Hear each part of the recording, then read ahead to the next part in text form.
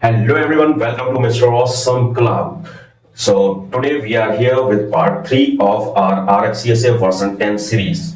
And in this video we are going to talk about the Reddit command line. So here we will understand how to access the command line, and we will cover the basics such as what is terminal, what is shell, what happens on the command line, what is CLI, and what is like virtual terminal here. So everything we will discuss in this video.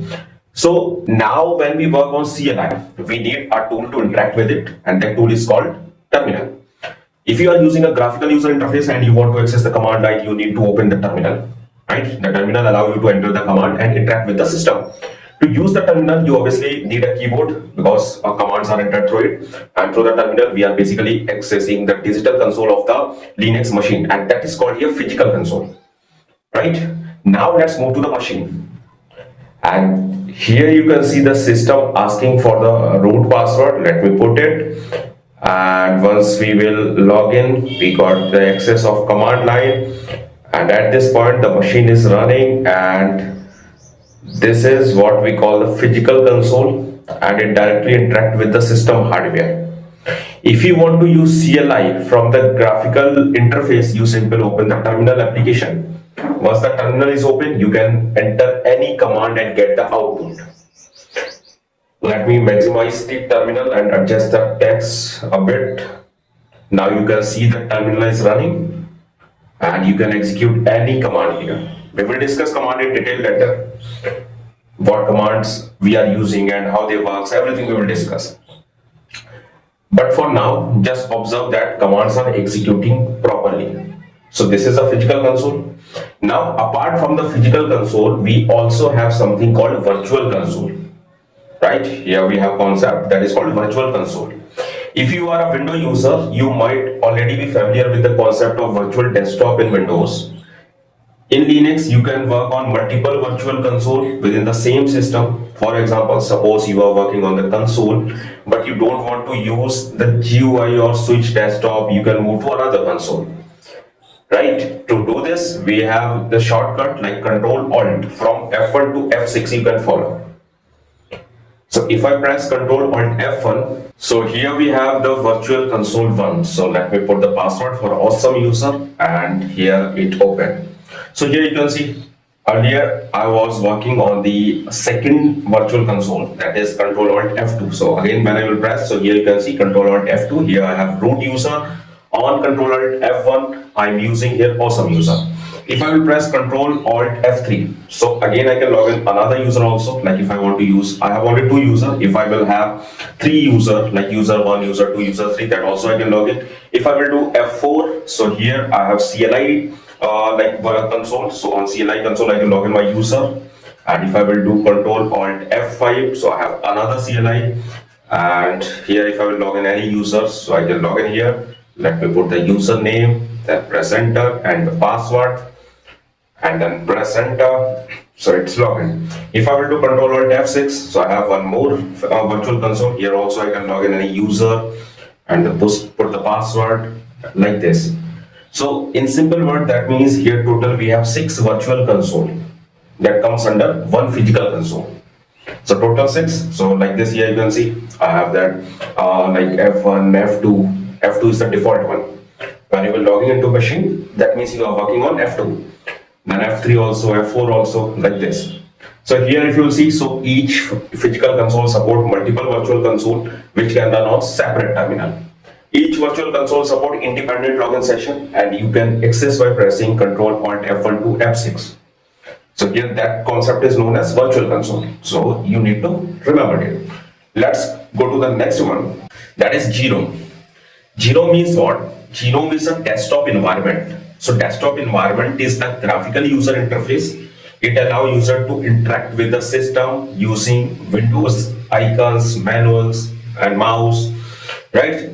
Default desktop in RHEL, that is called here GNOME, and GNOME version 40 plus. Here it is using. So in simple word, if I will explain you GNOME, so we can say like when you are using graphical user interface, so that time all the environment or like all the icons, applets, like your default wallpaper or the setting, everything comes under that GNOME. So if you are a already Linux user, so in Red Hat 8, Red Hat 9, if you will check, so there is a different GNOME version, right? In Red Hat 8, there were GNOME 3. So if you will check there, so that means there is a different base environment, there is a different graphical environment. So their icons, applets, that all options are different one.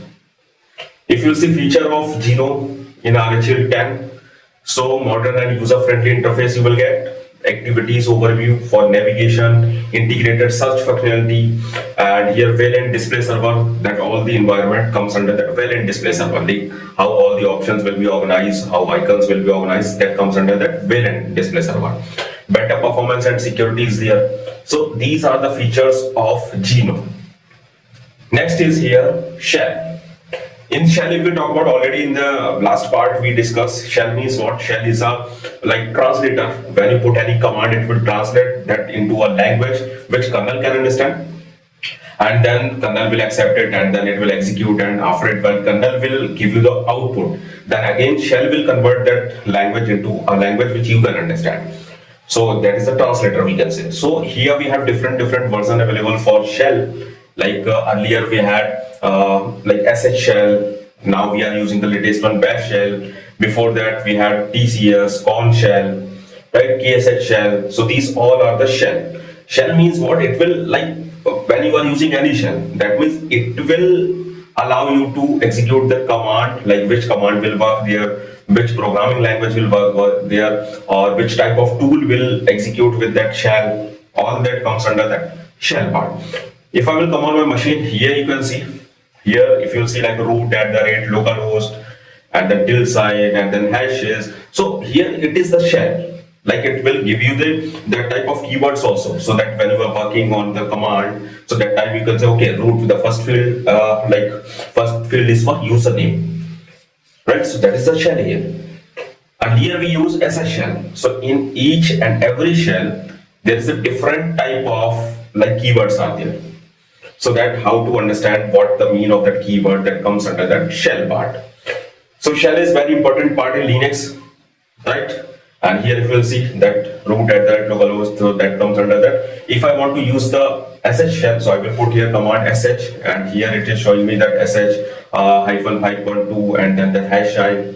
So this is for sh shell. So here if you will see, so this was the oldest shell. So here we don't have any user type or username something. If I will put here bash, so here we have root @ localhost, everything is on your screen. No need to run command. If you are using sh, for each and everything you need to run command. You want to check your present working directory, you need to command pwd, right? And here if I will denote or if I will explain what's the mean of these fields, total 4 fields are there. First field is root, and that denotes user name. So that means here you can see which user you are using or by which user you are logged in. So this is for username. Root means what? Here I am working with root user. I logged in with root user. Then @ is a separator, right? The second field @, this is the separator. It separates first field from second field. So let me write the separator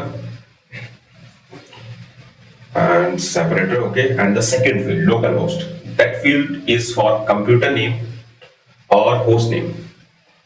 So computer name, or you can say host name. So that localhost is the default host name of my system. I can change also, but this is the default one. After it, then this colon sign is again separator. Then the next field is here, the tilde sign. This field, that sign is called tilde, right? And that field is for present working directory. So from here you can check in which directory you are working on your terminal. Like in your Windows system, if you are logged in, so that time by default you are on desktop. If you will create any folder, if you will make any changes, that will be on desktop.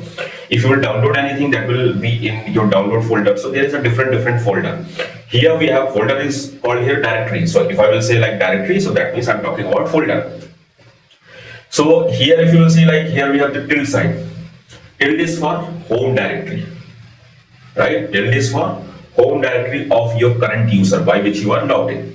I'm logged in with root user. So that means here tilde means what? I'm in a home directory of root user. This is my default location, right? So tilde means home directory.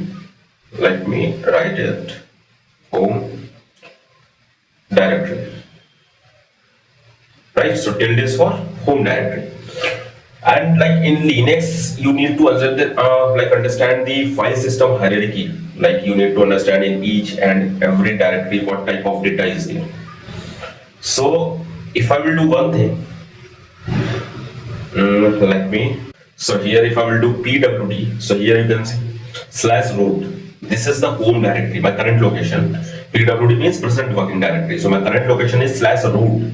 So that means /root is the home directory of root user. As we discussed in Linux, file system hierarchy is there. So file system hierarchy means one parent directory will be there and all the other directory will be connected with that parent directory. So parent directory is / that root, right? Slash is called here root, capital R-O-O-T, root. So slash is the parent directory. Under that we have one more directory, that is root, the small root. So this is the root. That means the parent directory is /, under that we have root directory, and that root directory is the home directory of root user, right? Graphically, if I will show you, so let me go to files, here files, and in files, in search field I need to put /. So this is my / directory, and here we have these directory. In next part we will discuss like about this directory, what type of data is there, everything we will discuss. But for now, here we have this root directory, right? That root directory is the home directory. That means my current location on my terminal is this one. I am in this directory, and if I will open this directory, so here like I'm in this root directory, so that's /root. If I will do one thing here, if I will do cd space desktop and then press enter, so now my location is desktop, right? That means I change my location. So this field is for present working directory. So my location is desktop. And if I will do pwd again, so now you can check the complete path, that is /, under that / we have directory root, and under root we have directory desktop. So that means now I am at desktop, right? This is how we can check on terminal what's your complete path. So you need to understand the path here, that is most important. Next field is for user type, right? What type of user you are using. Here we have two type of user, super user. Super user is we can say that is an admin user, and for admin user here sign is hash. The second one is here we have local user. Local user is normal user, and for that the sign is $sign. So this time I'm on root, so that's why here we have this hash sign. That means that root user is my admin user, my super user, right? And if I will go for awesome user, the second one, here $sign will be there. Let me put the password and let me check. Here you can see awesome @localhost, and in last we have $sign.